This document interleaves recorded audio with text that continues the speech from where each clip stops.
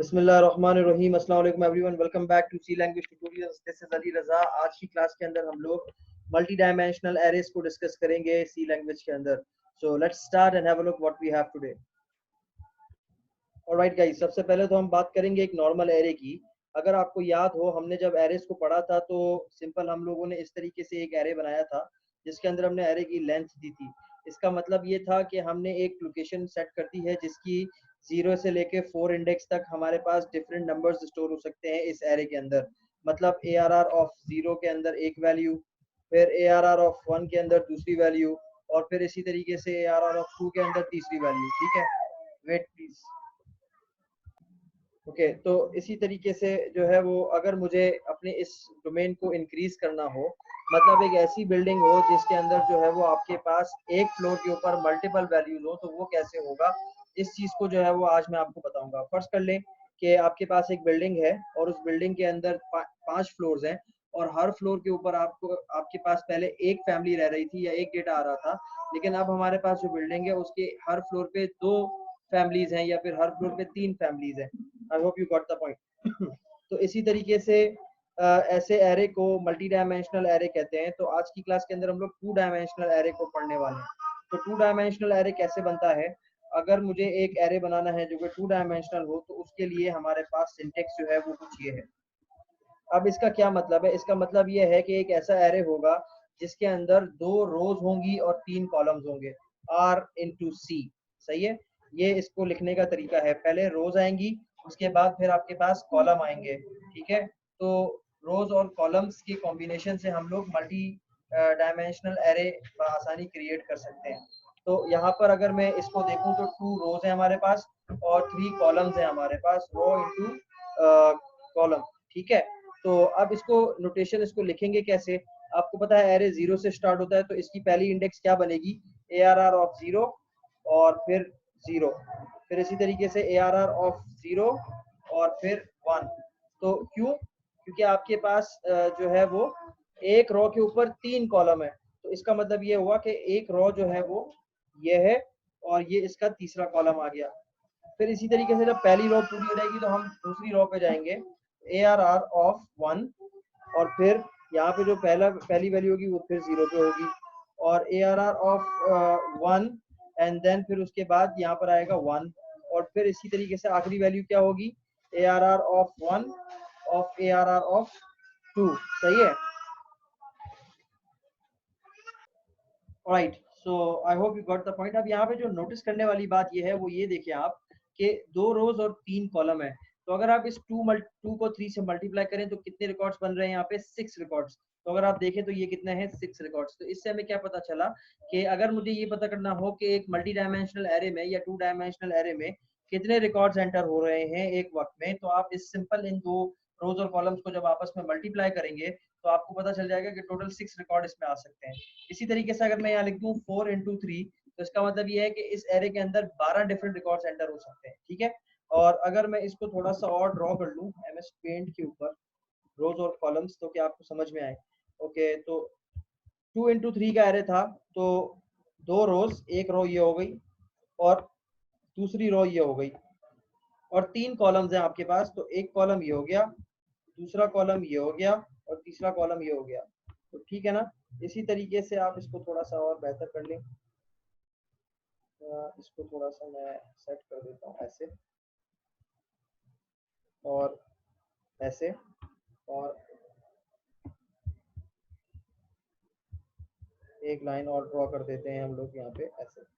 तो अगर आप देखें तो this this will become my first row, मतलब 0 इंडेक्स वाली रो, और ये जो है वो मेरे पास फर्स्ट इंडेक्स वाली रो, और ये मेरा 0 वाला कॉलम फर्स्ट कॉलम, और ये सेकंड कॉलम, मतलब 3 कॉलम हो गए। तो इस तरीके से आपकी जो है वो मेमोरी के अंदर वैल्यूज स्टोर होती हैं मल्टी डायमेंशनल एरे में। I hope you got the point.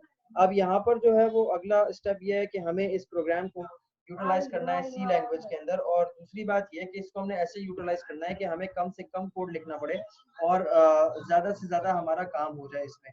ठीक है, तो अब यहाँ पे अगर आप गौर करें तो ये जो 000 है, 111 है, 222 है, 333 है, या जितने भी ज्यादा इंडेक्सेस होंगी उतनी ज्यादा आपको लूप चलाने पड़ेंगे।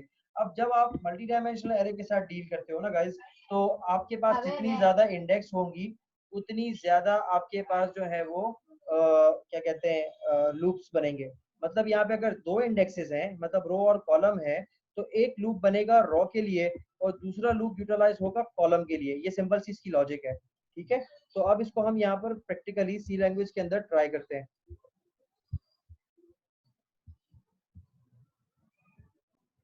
ऑलराइट गाइस, सो अब यहाँ पे हम अपना एक प्रोग्राम ओपन कर लेते हैं जिस पे हम लोग काम कर रहे थे पहले भी, और उसी के अंदर हम लोग चेंजेस करेंगे, ठीक है।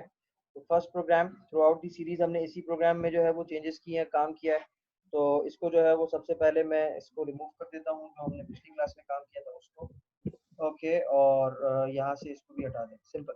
अच्छा, अब सबसे पहला काम तो हमें एक मल्टी डायमेंशनल एरे बनाना है। तो मैं अगर यहाँ पे एक एरे बना रहा हूँ इंट ARR, और जिसकी रो होगी 2 और कॉलम होगा 3।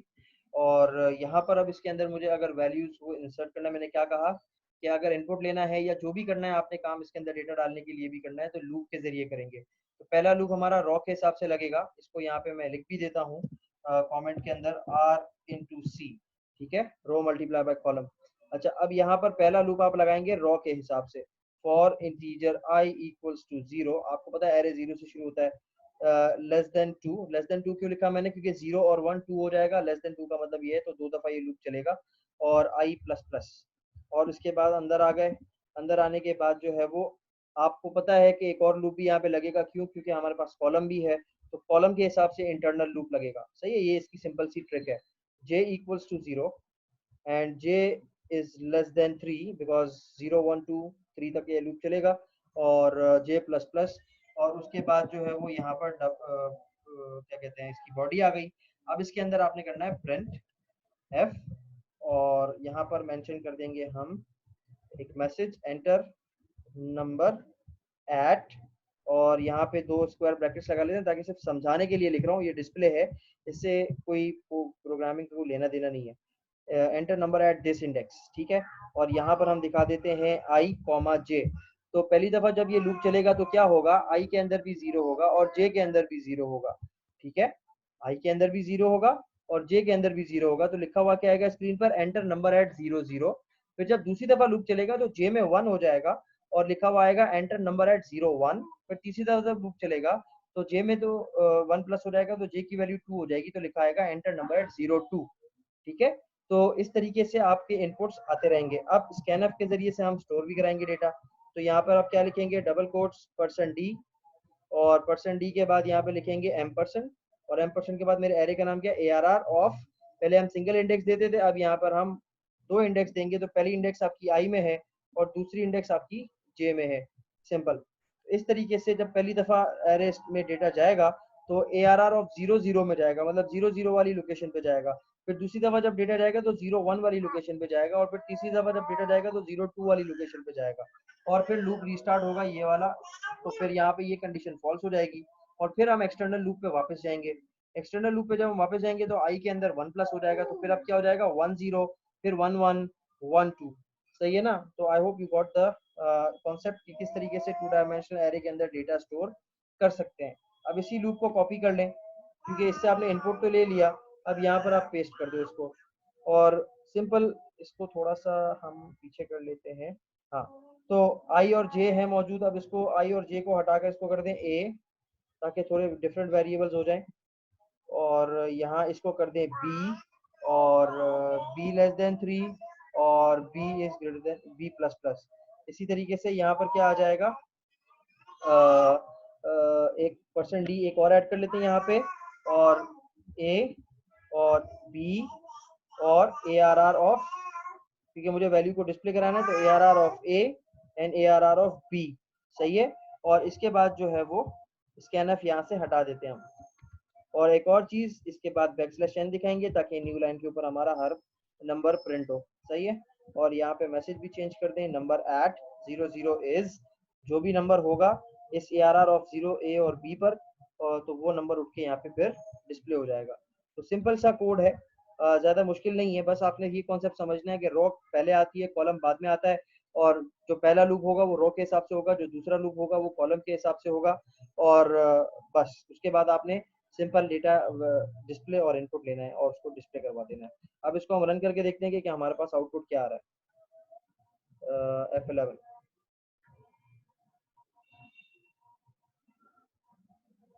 ओके, तो ये देखिए नंबर एट 00, मैंने कहा 12। नंबर एट 01 देखिए इंटरनल लूप दोबारा चला है 23। 02 अब देखो पहली रो और तीसरा कॉलम 67।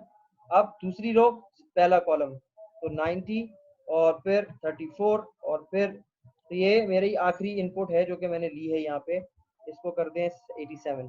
अच्छा, अब जब मैं एंटर करूंगा तो मेरे दोनों लूप खत्म हो जाएंगे और मेरे पास डिस्प्ले हो जाएगा कि इस इंडेक्स पे ये था, इस इंडेक्स पे ये था, इस इंडेक्स पे ये था। क्लियर है? अच्छा, अब इस चीज को जो है वो आप बार बार वीडियो को पीछे पॉज कर करके देखिएगा तो इंशाल्लाह आपको समझ में आएगा कि ये काम मैंने कैसे किया है, किस लिए किया है। और इसको हो सके अगर फिर भी लॉजिक क्लियर ना हो तो इसको पेपर पे जो है वो आप लूप्स को सॉल्व करिएगा तो आपको आइडिया हो जाएगा कि किस इंडेक्स पे क्या आ रहा है। ठीक है, तो इसको ट्राई कीजिएगा 4/3 पे, 3/2 पर। तो इस तरीके से इसको चेंज करके वेरिएशन करके आप इसको ट्राई करके देखें। इंशाल्लाह आपको समझ में आ जाएगा कि how to create multi dimensional arrays. और मल्टी डायमेंशनल एरे के अंदर 2 डायमेंशनल एरे हमने आज की क्लास में देखा है। So that's all for today. If you do not understand anything please do write me in the comments. Till then see you, take care, अल्लाह हाफिज।